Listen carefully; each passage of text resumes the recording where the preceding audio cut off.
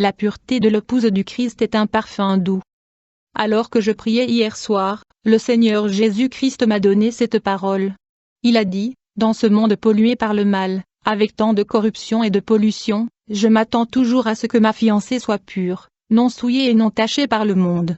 Je m'attends toujours à ce qu'elle ne se permette pas d'être repérée ou souillée par la saleté et la corruption, mais qu'elle soit complètement mise à part pour moi. Sa pureté malgré la corruption dans le monde où elle vit, est un parfum à odeur douce devant moi, et elle m'est si agréable. Peu importe combien la corruption se multiplie et devient normale, je veux que ma fiancée n'en touche rien. En ce moment, il y a tellement de mal qui continue de s'aggraver mais Dieu n'a pas changé, Dieu est saint et il veut que ses enfants soient saints. 1 Pierre chapitre 1 verset 16 Soyez saints car je suis saint et la définition de Dieu de la sainteté est toujours telle qu'elle était au moment où la Bible a été écrite. Le comportement humain a changé pour accepter tant de choses qui n'étaient pas acceptables auparavant, mais la culture et le comportement humain n'ont jamais changé Dieu. Nous devons rechercher la sainteté de Dieu et non notre propre définition de la sainteté. Cherchez d'abord le royaume de Dieu et sa justice et toutes ces choses vous seront ajoutées. Matthieu 6h33 La Bible dit que nous devons rechercher sa justice, pas notre propre définition de la justice. Par exemple, en ce moment, il est normal que les gens insultent, bavardent et jurent et les gens ont subi un lavage de cerveau pour l'accepter comme normal.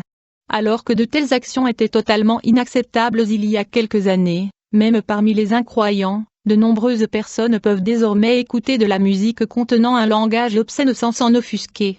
Mais Dieu a-t-il changé sa façon de voir les choses simplement parce que les gens l'acceptent comme normal? Absolument pas. Dieu dit non seulement que vous devriez parler et jurer, mais ne pas trouver de divertissement en regardant les autres faire cela. Il est pratiquement impossible de regarder un film non chrétien sans bavarder, jurer, adultère, forniquer et tout ce qui va à l'encontre de ce que Dieu veut pour nous. Ne salissez pas vos robes. Sortez du milieu d'eux et séparez-vous, dit le Seigneur. Ne touchez pas à ce qui est impur, et je vous recevrai. 2 Corinthiens 6 verset 17 Ne regardez pas le monde pour juger si vous vivez dans la sainteté ou non, cela vous amènera à être plus saint que le monde mais cela ne garantit pas votre sainteté envers Dieu. Regardez vers Jésus pour un exemple parfait. Développez une relation avec Jésus, commencez à demander sa correction et sa réprimande, lavez vos robes dans le sang de l'agneau de Dieu. Ne laissez pas votre sainteté vous dire que vous êtes meilleur que l'autre personne, ne vous basez pas sur la comparaison de votre vie avec d'autres personnes. Basez-vous sur la comparaison de votre vie avec Jésus. Car nous n'osons pas nous classer ou nous comparer à ceux qui se recommandent. Mais eux, se mesurant par eux-mêmes et se comparant entre eux, ne sont pas sages. 2 Corinthiens 10h12 Comparez-vous à Jésus, votre époux. Ne laissez pas vos yeux s'éloigner de Jésus, vous perdrez votre chemin, laissez vos yeux fixés sur Jésus. Demandez-vous toujours, Jésus ferait-il cela? Est-ce que Jésus porterait cela? Comment Jésus veut-il que j'agisse dans cette situation? Laissez Jésus être votre standard. Si vous développez une relation avec Jésus en lisant la Bible tous les jours, en priant, en vous repentant de vos péchés et en lui ouvrant votre cœur et en étant tout à fait disposé à le suivre, Jésus dirigera votre chemin et vous aidera à garder vos robes immaculées. Le corps humain n'est jamais disposé à obéir à Jésus, et plus nous nous permettons de vivre librement dans la désobéissance, plus il sera difficile d'obéir. Mais si nous entraînons notre corps à obéir, en ignorant ce que nous ressentons et ce que nous voulons, alors nous crucifions notre chair. Alors que nous continuons à obéir et à maintenir notre relation avec Jésus, il sera de plus en plus facile d'obéir à Jésus.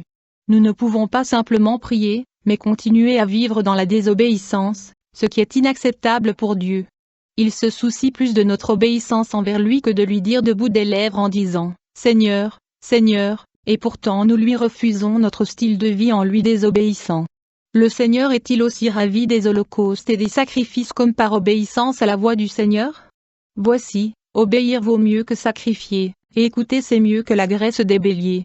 Car la rébellion est aussi grave que le péché de divination, diseuse de bonne aventure, et la désobéissance est aussi sérieuse que la fausse religion et l'idolâtrie. 1 Samuel 15, 22-24 Développer une relation avec Jésus inclut l'obéissance à sa parole. Alors que nous continuons à le chercher et à lui obéir, notre amour pour Jésus augmentera jusqu'à ce que notre obéissance ne soit pas à cause de l'obligation mais à cause de notre amour pour lui. Nous devons faire le premier pas pour choisir Jésus, puis il nous aidera. Je veux que vous imaginiez la lutte d'un homme qui se rend compte qu'il est sur le point d'être tué. Pouvez-vous imaginer à quel point il aura du mal à essayer de rester en vie? C'est la même chose avec la chair. Quand il se rend compte que vous voulez le tuer, il ne reste pas immobile. Il combattra tout ce qu'il peut, vous donnant des excuses pour lesquelles vous ne pouvez pas prier maintenant, pourquoi vous ne pouvez pas vous repentir maintenant. Mais vous devez lui dire non et l'affamer. Vous devez prendre l'épée de l'esprit, qui est la parole de Dieu, lire et vivre la parole de Dieu, et tuer la chair. Si vous ne tuez pas la chair maintenant, cela tuera votre âme en vous emmenant en enfer. Tous les désirs de s'habiller indécemment même lorsque vous savez que Dieu ne l'aime pas, l'orgueil, le pardon, le désir de courir après l'argent, le divertissement et tout le reste, nous ne les avons que parce que nous sommes toujours dans ce corps, chair, mais immédiatement on se déconnecte à la mort, on se rend compte que toutes ces choses n'étaient rien. C'est pourquoi lorsqu'une personne est sur le point de mourir, elle veut que quelque chose ait à voir avec Dieu, comme la prière ou la Bible, sa chair est presque morte et elle se rend compte de ce qui est important. Mais nous n'avons pas besoin d'attendre que notre chair soit physiquement morte, nous pouvons la tuer maintenant en utilisant la parole de Dieu, afin qu'elle ne nous aveugle pas sur ce qui est vraiment important. Obéissez à Jésus et entretenez une véritable relation avec lui car, par la force humaine, aucun homme ne peut l'emporter. 1 Samuel 2, 9. Nous avons besoin de Jésus. Je suis la vigne, vous êtes les sarments. Celui qui demeure en moi, et moi en lui, porte beaucoup de fruits, car sans moi, vous ne pouvez rien faire. Jean 15, 5. Nous devons demeurer en lui pour vaincre. Cherchez Dieu tant qu'il sera trouvé, invoquez-le tandis qu'il est prêt. Que le méchant abandonne son chemin, et l'homme injuste ses pensées, et qu'il revienne au Seigneur, et il aura pitié de lui, et de notre Dieu, car il pardonnera abondamment.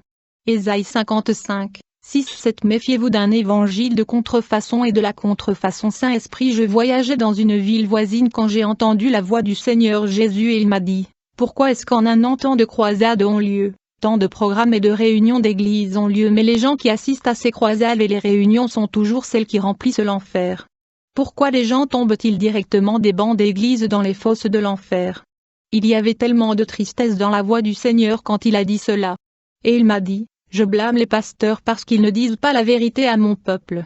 Le Seigneur Jésus-Christ m'a dit, tout ce dont beaucoup de pasteurs se soucient, c'est de remplir leurs églises, afin qu'ils puissent se vanter du nombre, et de remplir leurs poches, avec l'argent de leur grand groupe d'adeptes qu'ils apaisent avec de faux messages enrobés de sucre. Le Seigneur est vraiment en colère contre les prédicateurs prêchant la motivation et la prospérité, sans réprimander le péché pour que les gens puissent se repentir. Méfiez-vous des loups en vêtements de brebis qui vous diront que Dieu ne regarde que votre cœur et que vous pouvez vous habiller impudiquement tant que votre cœur est pur. Comment votre cœur peut-il être pur et pourtant vous porter des fruits d'impureté? Chaque arbre produit des fruits de sa nature. Méfiez-vous des loups ravisseurs en vêtements de mouton qui ne vous diront que comment gagner plus d'argent et pourtant ne vous diront jamais que vous devez abandonner votre péché et suivre vraiment Jésus si vous voulez échapper à l'enfer. Ces faux prédicateurs sont partout, mais ils ne représentent en aucun cas Jésus parce qu'ils ne prêchent pas l'évangile de Jésus. Jésus a prêché la repentance, les apôtres ont prêché la repentance.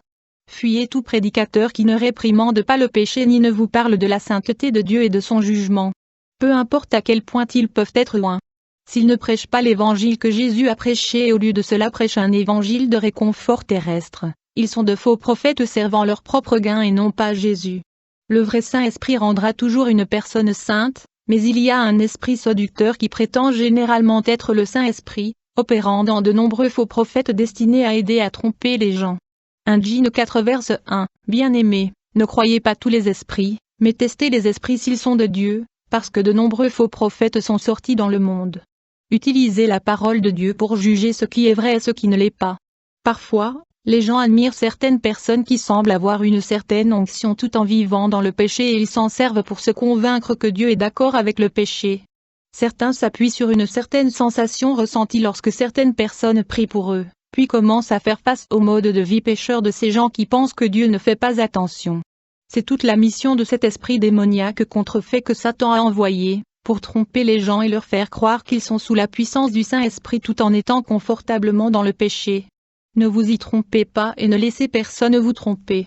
Satan s'est transformé pour ressembler à un ange de lumière pour récolter plus d'âmes pour l'enfer.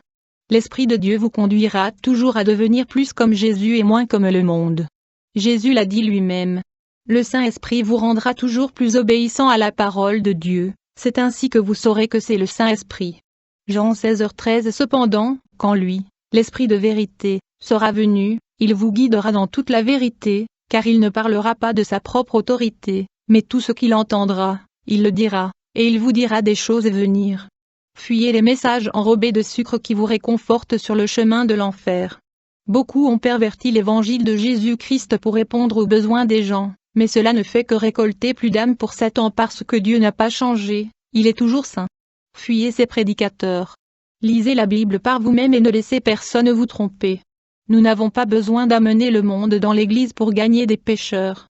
Nous devons leur dire la vérité et l'Esprit de Dieu les convaincra.